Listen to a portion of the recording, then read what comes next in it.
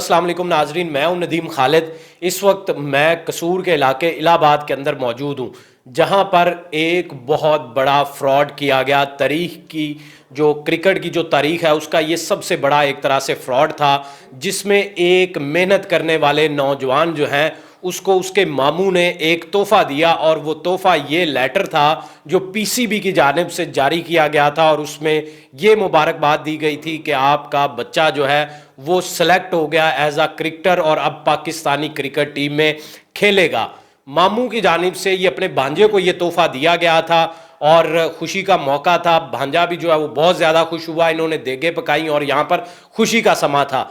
लेकिन ये बात खटकी उसी भांजे को, उसने कहा कि इस तरह वैसे होता नहीं है, मैं भी बड़े सालों से क्रिकेट खेल रहा हूं, तो मुझे जाकर चेक करना चाहिए ये पीसीबी से कि आया वाकई ही ये लेटर जो है वो असली है या जाली है। जब वहां पहुंचे तो मालूम हुआ कि ये बिल्कुल एक जाली लेटर है। ये भांजे जो है मेरे साथ मौजूद होंगे, उनसे जानने की कोशिश करेंगे। अस्सलाम वालेकुम। वालेकुम सलाम। ये क्या हुआ था, आपको ये तोहफा मिला एक लेटर कि आप टीम में सेलेक्ट हो गए, आप बड़े मेहनती क्रिकेटर थे, तो ये सारी किस तरह ये सब कुछ हुआ? जी, सबसे पहले तो ये बात है कि मुझे क्रिकेट का बहुत ज़्यादा शौक़ था और मैं ये चाहता था, मेरा सपना था कि मैं आगे पहुंचूं। लेकिन वो सपना मुझे ना, ये मामू ने एक सरप्राइज़ दिया। हमारी दावत थी, मामू आए, उसने मुझे सरप्राइज़ दिया कि आप ना, मैंने आपके लिए बहुत बड़ा काम कर दिया है, आपकी हर ख्वाहिश को पूरा कर दिया है, तो मेरा फ़र्ज़ बनता था कि मैं आपको ये बताऊँ। मैंने कहा ठीक है। मामू आए, उन्होंने ये मुझे ये लेटर दिया कि आप पाकिस्तान क्रिकेट टीम में सिलेक्ट हो चुके हैं। मैंने मामू से पूछा, ना कोई ट्रायल ना कुछ भी नहीं हुआ, मैं कैसे सिलेक्ट हो सकता हूँ? वो भी इतनी बड़ी, यानी कि डोमेस्टिक, ये डोमेस्टिक का लेटर है, डायरेक्ट डोमेस्टिक में कोई भी नहीं जा सकता। उससे पहले ट्रायल लेते हैं, चेक करते हैं, हर तरह, यानी कि वो फिर सिलेक्ट करते हैं। मैं ये लेटर लेकर पीसीबी दफ्तर पहुंचा और वहाँ एक क्लर्क ने मुझे बताया कि भाई ये सब डॉक्यूमेंट आप जेली लेकर आए हैं, तो आप बराए मेहरबानी यहाँ से चले जाएं, हमारा कोई भी ऑफिसर आ जाए तो वो आपको पकड़ लेगा कि आप वो ये डॉक्यूमेंट सब वो नकली लेकर आ गए हैं, तो आप ना प्लीज़ यहाँ से चले जाएं। मैं तो आप पर ये शफकत कर रहा हूँ, लेकिन अगर मेरी जगह कोई और भी होता तो वो आप पर शफकत नहीं करता, आपको यहाँ बैठा लेता, आपकी एफआईआर करा लेता, ये झूठे लेटर आप लेकर आए हैं। मैंने उस दफ़ा मामू को कॉल की, मामू को कहा, मामू आपने ये जो भी मुझे दिया है वो सब जेली है, वो आपने ये कहाँ से लेकर आए हैं? मामू ने बताया, ये हमीद नाम एक शख्स था, उसने मुझे ये लेटर दिया है, तो आप, मैंने तो आपको ये दिया था। मैंने कहा चलो उसका एक सपना है वो पूरा हो जाएगा, क्योंकि जिसकी खातर वो आप बचपन से मेहनत कर रहे हो, तो मैंने कहा ये सरप्राइज़ आपको दे दूँ, मुझे नहीं पता है, तो उसने ये नकली दिया है, तो वो आप गए तो आपने पता लगा लिया है। तो मैंने ये मामू को बताया, आकर बताया, मामू ने उससे बात की है, वो मामू को टालता रहा, नहीं ये असली है। मेरी, यानी कि वज़ीर आज़म साहब से बातचीत है, मैं उससे उसके घर जाता हूँ, आता रहता हूँ, तो ये काम हो जाएगा। मैंने फिर उस शख्स से पास गया, मैंने कहा आपने ये हमारे साथ फ्रॉड किया है। ये किट कब फिर आई? किट ये तकरीबन, ये लेटर के बाद 10 दिन बाद आई, किट आई है डाक के ज़रिए। वहाँ खुड़िया ख़ास, हमारा ये जो साबका शहर था, तो वहाँ डाक के ज़रिए मुझे मिली है, क्योंकि मेरा शनाख्ती कार्ड खुड़िया का है और मैं रहता यहाँ ठीक मोड़ में हूँ। उसने यानी कि आपके साथ ये फ्रॉड कर लिया, उसके बाद उसने कहा कि इंतज़ार करो, ये अभी तक तो आपको किट नहीं मिली, आप पहले ही पीसीबी चले गए हो, तो अभी तो किट का इंतज़ार करो। और आपने फिर किट का इंतज़ार किया और ये किट आ गई आपकी। जी, मैंने किट का इंतज़ार किया, 10 दिन इंतज़ार किया था, और फिर उसके बाद ना मुझे एसएमएस कोई अननोन नंबर से आने लगे। अच्छा। तो वो ये एसएमएस हैं, ठीक है, कि आप अभी स्टे लगा हुआ है, तो आप स्टे के बाद, यानी कि आपका ना काम हो जाएगा।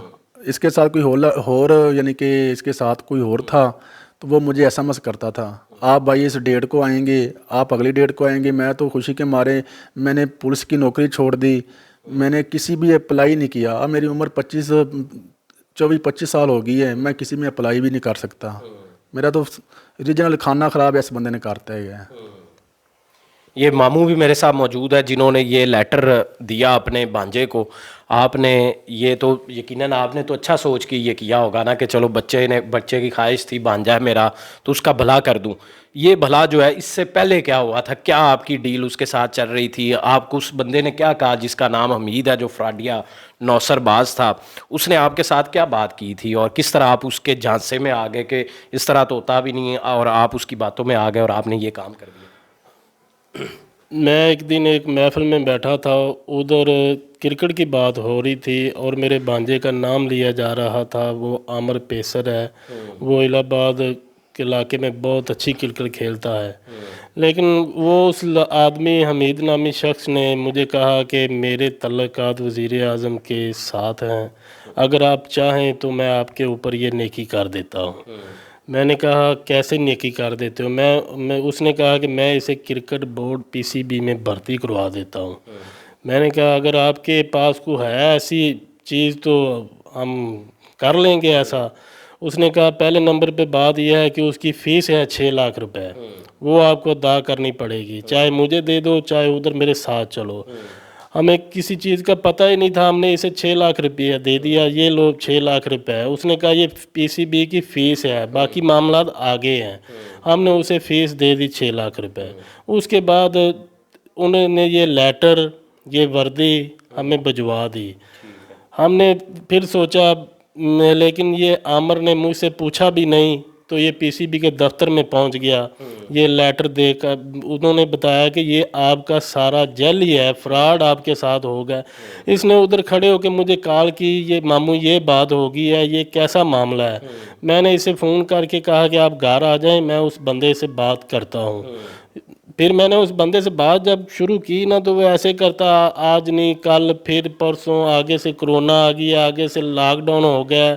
आपको पता लग गया कि ये बंदा हमें पता लग गया कि ये बंदा पूरे पूरे जोबन के साथ हमारे साथ फ्रॉड कर रहा है। अब मुझे ये बताएं कि ये पाकिस्तान क्रिकेट बोर्ड का नाम इस्तेमाल हुआ है, lieutenant colonel retired Ashfaq Ahmed senior GM HR and administration, ये इनका भी नाम इस्तेमाल हुआ है। इनमें से किसी ने आपसे अभी तक रब्ता नहीं किया कि ये हमारा नाम इस्तेमाल किया गया, जाली लेटर बनवाया गया, उन्हीं का नाम इस्तेमाल किया गया, उन्होंने इस बंदे के खिलाफ अभी तक कोई कार्रवाई नहीं की? जब बात ये अभी मीडिया पर अभी शुरू हो रही है, अब पता चलेगा ना कैसे कौन रब्ता करता है, क्या होता है क्या नहीं होता। पहले तो हम अपने घर ही बैठे रहे खामोश भी। अब वो कहता था हम पैसे दे देते हैं, अभी दे देते हैं, 10 दिन बाद दे देते हैं, लेकिन वो पैसे देने का भी कोई हल नहीं। लेकिन अब हमने पैसे भी क्या करने हैं, हमारे बच्चे का कैरियर ख़राब हो गया, तबाह हो गया, अब ये किसी जॉब के काबिल भी नहीं रहा। हमें पैसों का दुख नहीं है, हमें इसके कैरियर का दुख है कि इसने FA BA किया हुआ है, अब इसकी तलीम का भी कोई फ़ायदा नहीं। लेकिन इस बंदे ने हमें, फ्राडिये ने हमें सरासर धोखे में रखा है, लेकिन बहुत बड़ी ज़्यादती की है इसने। हम इसे मंजर आम तक पहुंचाएंगे। अगर PCB हमारा नोटिस इस चीज़ का लें, वज़ीर आज़म साहब हमारे इस बात का नोटिस लें, तो बराए मेहरबानी करके हम पर मेहरबानी और शफकत कीजिए। बिल्कुल, पीसीबी इसका नोटिस ले। वज़ीर आज़म पाकिस्तान इमरान खान साहब ख़ुद भी एक क्रिकेटर रहे, वो जानते भी होंगे कि इस तरह के नौसरबाज और फ्राडिये, इस तरह का टैलेंट जो पाकिस्तान के अंदर मौजूद है, जिनको मौका जो है वो मिलना होता है और उनके ख़ानदान के भी वही ख्वाब होते हैं कि हमारा बेटा इतनी मेहनत करता है, इतनी क्रिकेट खेलता है। कितने कितने घंटे आप क्रिकेट खेलते हो रोज़ाना? जी मैं तकरीबन हर सुबह चला जाता हूँ और शाम को आता हूँ, ठीक है, तक 8-10 घंटे में खेलते रहता हूँ। ये नाजरीन के 8-10 घंटे रोज़ाना की मेहनत के बाद इंसान इस काबिल होता है, समझता है कि मैं अब डोमेस्टिक क्रिकेट खेल सकता हूँ, मैं इस वक्त जो अंडर 19 खेल सकता हूँ। जब वो कम उम्र में भी होता है तब भी वो स्ट्रगल कर रहा होता है। क्रिकेटर की ज़िंदगी ऐसी होती है, मेहनत से भरपूर। और जब उसके साथ जब एक और उसी की फैमिली को टारगेट करता है एक बंदा, और उसे भी पता होता है कि उसको ये बात पता है, और मामू को भी उसने कहा कि किसी को ये बात बतानी नहीं तुमने, ये बात आपके और मेरे दरमियान उस दिन तक रहेगी जिस दिन तक ये लेटर तुम्हारे पास नहीं होगा। तुम बस पैसे दो, अपने भांजे को बस खुश कर देना, जिस दिन ये लेटर दोगे उस दिन वो खुश होगा। और मामू जो है वो उसके झांसे में आ गया और उस पर यकीन कर लिया, उसके बाद ये फ्रॉड हो गया। इस तरह के बहुत से नौसरबाज और फ्राडी हमारी सोसाइटी के अंदर मौजूद हैं जिनसे हमें होशियार रहना चाहिए। और ये एक आमिर की मिसाल है कि पाकिस्तान का जो रियल टैलेंट है, जो इतनी मेहनत स्ट्रगल बच्चे करते हैं, उन्हीं में से एक बच्चा ये मोहम्मद आमिर भी है, जो कि अपनी स्ट्रगल भी कर रहा था और इसी के वज़ीर आज़म के ख़ास कोटे में से पीसीबी में भर्तियाँ होनी हैं जी, उसी का नाम दिया गया और उसी की फ़ीस की मद में 6 लाख रुपए भी इनसे ले लिए गए और फ्राडिया उसके बाद गायब हो गया। कानूनी तौर पर ये चाराजोई कर रहे हैं, उसके खिलाफ मुकदमा भी दर्ज कर रखा है ताकि कम अज़ कम ये रिकॉर्ड में आ जाए कि वो बंदा एक रजिस्टर्ड नौसरबाज और फ्राडिया है और उसने ये फ्रॉड किया है, ताकि किसी और को कल को वो चूना ना लगा सके। इसी के साथ मुझे दें इजाज़त। अल्लाह निगहबान।